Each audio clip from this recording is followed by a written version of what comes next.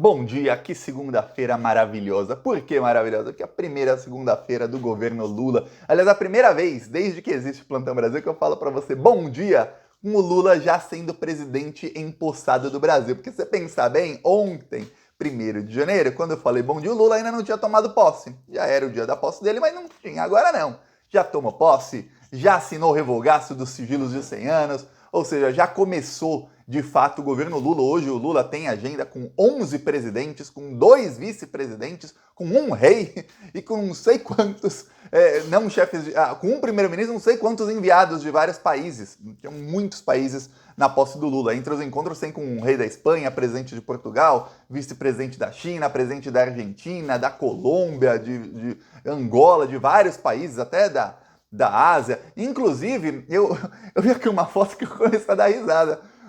O Eduardo Bolsonaro, eu lembro que ele foi para a Copa do Mundo, o Eduardo Bolsonaro, enquanto os bolsominions estavam na porta do quartel, com água de coco até o joelho, e ele falou que foi entregar um pendrive pro pessoal lá do Catar, que são aliados do Bolsonaro. Eu acho que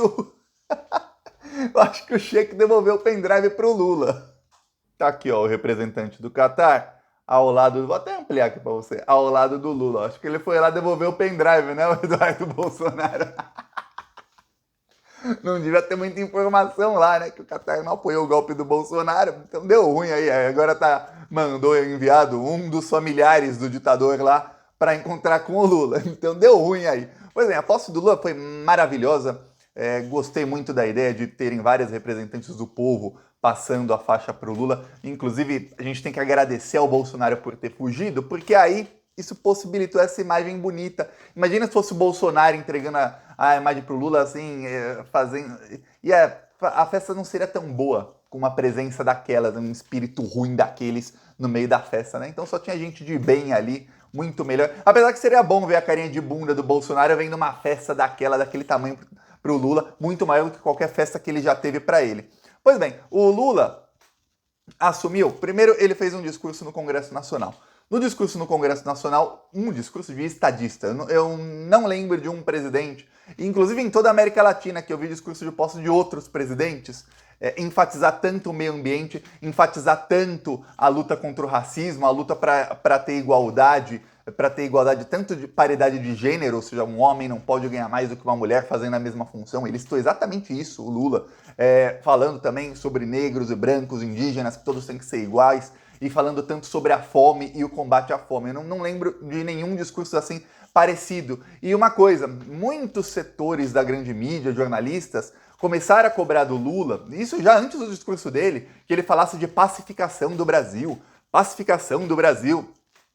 Alguns veículos de mídia começaram a cobrar abertamente a anistia ao Bolsonaro. Anistia, assim, o Bolsonaro, para pacificar o Brasil, o Bolsonaro tem que ter aí um perdão por seus crimes. Que pessoal da grande mídia fajuta isso. Pois bem, Lula fez um discurso, ele mostrou que não vai ter anistia. Falou, vão ser todos responsabilizados penalmente pelo que cometeram. Ele citou isso também, os crimes da pandemia. Falou, esses crimes vão ser responsabilizados. Só faltou o Lula falar, nós vamos para cima deles. Só faltou isso. Depois, já no Palácio do Planalto, depois de subir a rampa. Aliás, subir a rampa, tem uma coisa bonita sobre subir a rampa que eu acredito que muita gente não saiba. Tem um simbolismo muito grande o presidente subir a rampa. Quando o gênio Oscar Niemeyer, ele projetou o Palácio do Planalto, ele projetou Brasília, né? Quando ele projetou o Palácio do Planalto, ele colocou um simbolismo que muita gente acaba não sabendo, mas para quem sabe é importante. É o seguinte, o Palácio do Planalto foi projetado para estar acima de Brasília. Brasília é plana, o palácio fica acima. E ele colocou uma rampa. Qual é o simbolismo ali? Quando tem uma passagem de poder, o presidente eleito, ele está abaixo e o atual presidente, ele está acima, simbolizando aquele cara está no poder e esse aqui ele é um cidadão comum, ele é um civil. Ele sobe a rampa. Naquele momento em que eles estão juntos ali em cima, temos dois presidentes. Tem o presidente que vai deixar o cargo e o presidente eleito. É passada a faixa e o presidente, esse é o rito, e o presidente que entregou a faixa, que está saindo do governo, ele desce a rampa. Eu lembro em 2010, chorei igual um louco quando o Lula desceu a rampa, porque ele desceu a rampa e quebrou o protocolo, foi para os braços do povo, e ali era um dia de festa, né? Tinha mulher presidenta do Brasil, tudo mais, foi bem bonito. Então, esse é o simbolismo. Você está aqui, você é um civil, quando você sobe, você é o presidente. E aí depois o presidente desce e ele volta a ser um cidadão comum. Inclusive, quando chefes de Estado de outros países vêm ao Brasil, eles sempre sobem a rampa. Enquanto ele está ali, ele é um chefe de Estado de outro país, tem um respeito e tudo mais, ok, mas quando ele sobe a rampa para se encontrar com o presidente, ali não, ali são dois chefes de Estado. Tem esse simbolismo. Inclusive, nenhum presidente dos Estados Unidos jamais aceitou subir a rampa, sabia disso? Eles não aceitam ficar nem por um segundo numa posição de inferioridade ao presidente do Brasil. O primeiro a subir a rampa foi o Obama numa visita ao Lula. Quem fez com que o Brasil tivesse soberania foi o Lula. Antes dele, nenhum jamais subiu a rampa do Palácio do Planalto. Só uma curiosidade aí. E o Lula sobe a rampa, no caso, não tinha ninguém ali. E no discurso depois, ele faz um discurso mais falando sobre pacificar, sobre retomar contato com familiares, com amigos que foram perdidos, que ele vai governar para todo mundo, não só para quem votou nele, tudo mais. Mas, em determinado momento, ele fala, ó, os crimes, essa destruição do Brasil, serão julgados na lei. E aí, o povo cantou sem anistia, sem anistia, sem anistia. E aí, a Folha de São Paulo fez uma matéria vergonhosa, dizendo discurso de Lula indica caça às bruxas de Bolsonaro, erro de Lula. É uma matéria da Folha, matéria de capa da Folha, opinião do jornal, editorial, descascando o Lula, dizendo que o Lula agora vai perseguir o Bolsonaro e os bolsonaristas. Olha, a Folha tá louquinha para voltar a emprestar carro para uma ditadura militar estuprar, matar, torturar pessoas inocentes, torturarem crianças, como fazia, viu? A Folha tá louquinha, e essa é a impressão que dá. Porque, olha, você pegar o discurso do Lula, num momento histórico como a gente vive, a gente derrotou o nazifascismo do Brasil. O presidente que tentou dar golpe de Estado, que ficou 4 anos falando que ia dar golpe de Estado e tentando articular, fugiu do país, ele abandonou o cargo a primeira vez. Desde que o Brasil existe, desde que teve a independência do Brasil, é a primeira vez que um presidente abandona o cargo.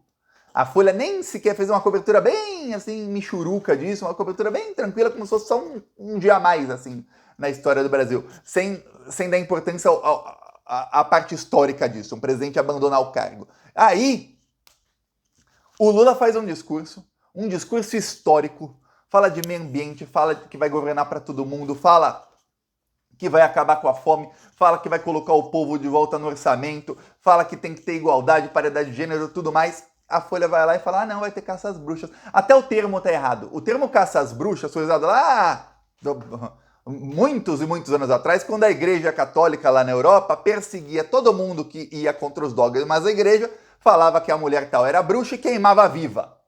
Era isso. Então era, ó, a igreja manda fazer isso. Praticamente o que o bolsonarismo queria fazer se o Bolsonaro se reelegesse, né? Ó, a igreja manda ser assim, assim, assado. Você não fez assim um pouquinho. Ou reclamou da regra, é bruxa, queima viva. Era isso. Ou fez alguma coisa que a ciência da época não explicava, bruxa, queima. Era isso. Isso era caça às bruxas. As mulheres não tinham direito de defesa. E nenhuma delas cometeu crime algum. No caso, nós estamos falando de um governo que matou, assassinou. Quem diz isso não sou eu, são estudos. 400 mil pessoas só para não comprar vacina. Porque se comprasse vacina, os médicos bolsonaristas, que estavam lucrando centenas de milhares de reais por mês, cada um deles vendendo consulta para bolsominion imbecil que pegava Covid, e pra gente que não era bolsominion também, que pagava pagava 800, 900, R$1.000 por consulta para cada médico, e aí eles ganhavam uma nota. Aí ia acabar a mamata deles, né? Eu tinha um médico bolsominion lá em Curitiba que ele falava, olha, nenhum paciente meu morreu. Difícil achar morrer, a taxa de mortalidade era 1%, né? Se 99 sobrevivem, bom, de cada 100, aí cada consulta dele era R$800. Imagina o cara tem 200, 300 pacientes por dia pagando R$100 para ele. O médico que até antes da pandemia ganhava 10, 15 mil por mês. 15 mil por mês. Pois bem, então o Bolsonaro não comprou vacina para esse pessoal continuar ganhando dinheiro. Aí, e para as farmacêuticas, tudo mais, os planos de saúde bolsonaristas também. Aí, os crimes documentados. Fora os crimes contra o Estado Democrático de Direito. Aí a Folha acha que exigir punição para isso, nos termos da lei, hein? É caça às bruxas. Matéria de editorial. Aí depois a Folha fez uma outra matéria, capa do site da Folha, sobre a coleira da Resistência. A Resistência é a cachorrinha do Lula e da Janja. Coleira da Resistência custa R$300. Quer dizer, em tudo que aconteceu, aquele dia maravilhoso, o destaque da grande mídia para o preço da coleira da cachorrinha, que para eles é caríssimo, uma coleira de R$300. Com o dinheiro do Lula, o dinheiro é dele, ele compra a coleira, se ele quiser comprar mais de 10 mil, compre. Com todo de diamante, que compra. É 300, tá. Aí, e o caça às bruxas do Lula. É isso, essa é a grande mídia do Brasil. Eu vou falar, é bom que agora nós temos vários veículos progressistas para mostrar. Porque tinha uma época que a esquerda falava, deixa eles falarem. E sabe o que acontecia? Eles foram plantando fascismo, eles foram plantando ódio, regando com esse tipo de mentira. A matéria da Folha é uma matéria mentirosa. O Lula não falou de caça às bruxas. Expliquei aqui, caça às bruxas não tinha direito de defesa. O Lula falou em punir nos termos da lei, ou seja, sem anistia. A Folha quer anistia para esses vagabundos. Aí a matéria mente, eles plantavam ódio, semeavam com mentiras, e aí nasceu o monstro bolsonarista. Agora a gente não deixa, a gente já corta o mal pela raiz aqui, eu já vou denunciando, e fique atento que nos próximos 4 anos, espero que sejam muitos e muitos anos de governo de esquerda, mas pelo menos 4 aí garantidos, a gente vai denunciar que todos esses malditos que estão aí tentando desestabilizar. Enquanto isso, nos grupos bolsonaristas, olha só, um dos grupos bolsonaristas aqui, o pessoal mostrando sobre a posse, as Forças Armadas prontinhas para saudar o foro de São Paulo bolivariano. Não é verdade, vergonha mundial. O outro, descansa em paz, Brasil. Outro, não confiem nas Forças Armadas. Cadê o general Heleno? Acabou, perdemos. Os bolsonaristas estavam em pânico com tudo que estava acontecendo. Como eles não tinham muito o que fazer, o que fizeram os influenciadores bolsonaristas? Passaram a disseminar fake news. Por exemplo, essa aqui, Kim Paim, é um bolsominion que mora lá na Austrália, um dos maiores youtubers, influenciadores bolsominions. Ele colocou aqui, Forças Armadas prestam continência a Lula, mas são completamente ignoradas. Aí é uma foto do pessoal prestando continência, o Lula estava olhando para o outro lado. É uma coisa, primeiro o soldado é obrigado a prestar continência para o comandante em chefe das Forças Armadas. Ele é obrigado. O Lula não tem que cumprimentar cada soldado, obviamente. Segundo, que o Lula saudou os militares. Tá aqui o Lula saudando os militares. Ele não ignorou, não. Ele saudou todos de uma vez só. Mas eles estão disseminando fake news porque agora a estratégia deles vai tentar jogar o governo Lula contra toda e qualquer instituição. Ou seja, vamos começar a plantar fake news contra os militares para os militares se revoltarem com o Lula. O governo começou um dia de governo, não, vamos plantar aqui para os militares não gostarem do Lula. Muitos militares vão ver aquilo e achar que, caramba, o Lula não gosta dos militares. Enquanto isso, parte da grande mídia que aderiu ao fascismo, vamos lembrar, o Antagonista, que era um site que apoiou muito o Bolsonaro, era o porta-voz oficial da Lava Jato, um site extremamente antipetista. Depois eles ficaram contra o Bolsonaro porque o Sérgio Moro saiu do governo Bolsonaro. O Antagonista mudou de comando. Sofreu uma mudança. E o Antagonista virou parte do UOL. O UOL é do Grupo Folha. Quer dizer, o Antagonista virou um site bolsonarista, site de extrema direita, de extrema oposição ao Lula, está no mesmo grupo de UOL e Folha. A Folha é um jornal que demitiu o Jânio de Freitas, que foi um dos poucos quadros da Folha que tinha coragem de chamar o golpe de golpe naquela época em que muita gente, até de esquerda, estava sendo enganada pela grande mídia. Demitiu o Gregório do Vivier e demitiu mais uns 3 ou 4 colunistas que são progressistas. E manteve os quadros nazifascistas, como o tal do Narlock, que é racistinha. Então, não existe racistinha, é racista.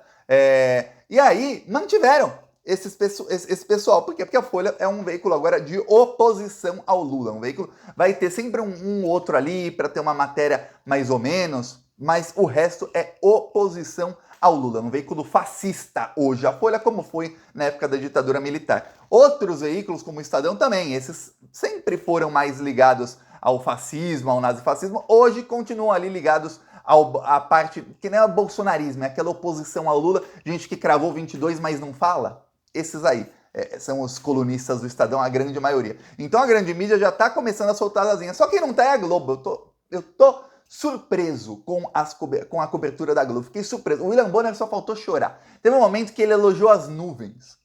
Falou, nossa, as nuvens fazem esse dia ainda mais bonito. As fotos vão ficar mais bonitas por causa do... O William